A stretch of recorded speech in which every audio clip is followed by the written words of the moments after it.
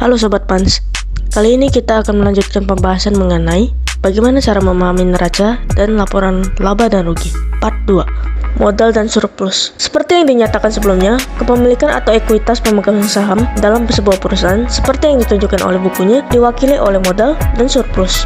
Dalam kasus yang sederhana, umumnya di setiap perusahaan, uang yang disetorkan oleh pemegang saham dicatat sebagai modal, dan laba yang tidak didistribusikan sebagai dividen dicatat sebagai surplus. Modal diwakili oleh saham, kadang-kadang terdiri dari satu jenis atau satu kelas saham saja. Kadang-kadang terdiri dari berbagai jenis yang biasanya disebut preferen atau biasa. Saham dapat dicatat pada nilai nominal tertentu atau tanpa nominal.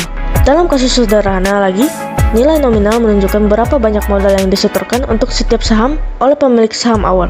Saham itu sendiri mungkin tidak memiliki nilai nominal, yang berarti secara teoritis saham ini tidak mewakili jumlah kontribusi uang tertentu, melainkan hanya mewakili kepentingan fraksional tertentu dalam total ekuitas. Berbagai praktik ini dapat digambarkan dengan mengasumsikan pemegang saham perusahaan menyetorkan dana sebesar $10 juta dengan imbalan 100.000 saham modal. Berdasarkan produser sebelumnya, saham tentunya akan diberikan nilai nominal $100. Belakangan ini, saham tersebut mungkin tidak akan mendapatkan nilai nominal dan intri transaksinya akan terbaca sebagai berikut. Akun properti. Akun properti perusahaan mencakup tanah, bangunan, semua jenis peralatan, dan perabotan kantor. Semua itu kini lazim disebut sebagai aset tetap, meskipun banyak diantaranya adalah aset bergerak, seperti lokomotif, peralatan apung, peralatan kecil, dan lain-lain. Dahulu, kita biasanya mencatat akun properti di bagian paling atas dari sisi aset di neraca. Tetapi, kini praktik yang lebih umum ditemui adalah mencantumkan kas dan aset lancar lainnya terlebih dahulu dan aset tetap di bagian bawah. Praktik akuntansi yang diberlakukan saat ini mewajibkan aset untuk ditampilkan pada biaya aktualnya atau nilai wajarnya jika angka ini dapat dipastikan lebih rendah dari biaya perolehannya. Jika suatu aset dapat dipastikan bernilai lebih besar dari biaya perolehannya, maka bisa dinilai kembali pada angka yang lebih tinggi. Yang keenam, penyusutan dan depresi. Semua aset tetap, kecuali tanah, akan mengalami hilangnya nilai secara bertahap karena usia dan pemakaian.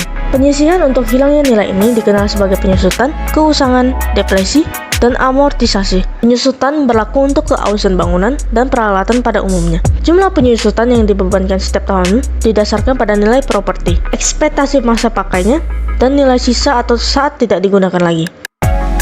Contohnya, jika sebuah mesin dipasang dengan biaya $100.000 dengan ekspektasi masa pakai selama 6 tahun dan potensi nilai akhir sebesar $10.000, maka biaya penyusutan tahunannya adalah 1/6 dari $90.000 karena $100.000 dikurangi $10.000. Perhitungan ini akan menghasilkan beban penyusutan tahunan sebesar $15.000. Di sisi lain, depresi adalah bentuk penyisihan yang mirip dengan penyusutan untuk mencakup nilai sumber daya yang diambil dari dalam bumi. Istilah ini umumnya ditemui perusahaan pertambangan, minyak, dan gas alam. Jumlah yang dibebankan untuk depresi dapat dibayarkan kepada pemegang saham setiap tahunnya sebagai bagian dari dividen. Nah, Sobat Pans, jika Sobat Pans tertarik untuk berinvestasi di Panin Sekuritas, Sobat Pans bisa scan barcode berikut ini untuk opening account dan dapatkan berbagai promo menarik yang ditawarkan oleh Panin Sekuritas. Dan tentunya Sobat Pans akan bergabung di komunitas kami. Nah, itu dia Sobat Pans, beberapa penjelasan mengenai neraca dan cara membuat laporan laba dan rugi. Jika Sobat Pans ada pertanyaan, silakan komen di bawah. Well done, investasi aman bersama Panin Sekuritas Pontianak.